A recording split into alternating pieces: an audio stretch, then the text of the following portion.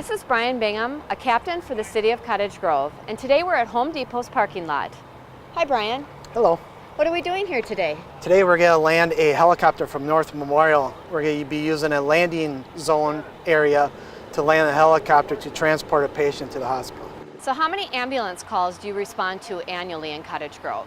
Last year we did about 1,500. Majority of those were just the transports to the regional hospitals. Very few of them we would use a helicopter in the situation.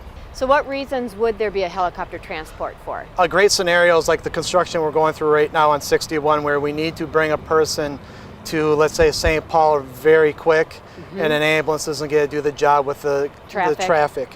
On average, how long does it take for a Cottage Grove ambulance to get to a scene? Our response times in the daytime are quicker because we have a full-time staff, and at night we run about a 7-minute response time because we go from our house to the station and from the station to the patient's house. Okay, I understand that we need to go through some classroom training, right? That's correct. Okay. Let's follow this way. All right.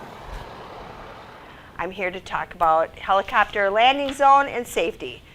If you request a helicopter to an accident, you ought to be able to get one in 15 minutes. This is Deb Fisher. She's from North Memorial Air Care. Could you tell me a little bit about the helicopter? Sure. I will tell you that I work for a hospital-based helicopter program. We're one of the longest running in the Midwest, and we are located in Lakeville. That would be our closest helicopter to Cottage Grove. We work very closely with local agencies, law enforcement, fire, EMS, and we really are a first responder for them to respond to accident calls for rapid transport. How is loading somebody in a helicopter different than loading them into an ambulance? Well, when you're loading them into the ambulance, that is a fairly controlled area, and you're simply taking them from the stretcher and putting the stretcher into the ambulance. Versus the helicopter with all the moving parts. There are main rotor heads above the helicopter. There is a tail rotor that sits fairly low to the ground and very rapid RPM.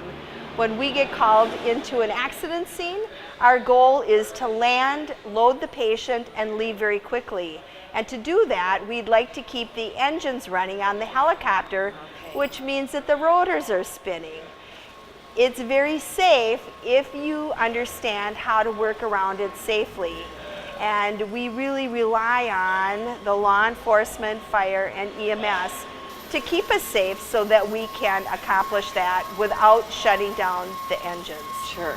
What are some of the challenges that you face while transporting the patients? Well, I think that, we have some of the same challenges that any EMS provider would have. Certainly a patient that's very critical, unstable, you've got to be very focused. But unlike the ambulance, the helicopter is even a smaller environment, and you are 2,000–3,000 feet above the ground, that if you have a patient whose condition changes rapidly or becomes violent, you certainly need to be prepared to handle them in that environment. And the cold, wind, all create challenges that you would not normally have working on the ground. What's the one thing you wish first responders understood about airlifting patients? That our role is really to support what they do, and that we're a first responder for them. So our job is to make their job easier.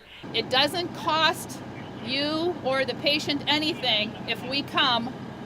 We've been many times up in the air over a scene, and public service will say, or EMS will get on and say, Air Care, go ahead and cancel. Okay, we go back to the base, no questions, no charge. How was it? Awesome.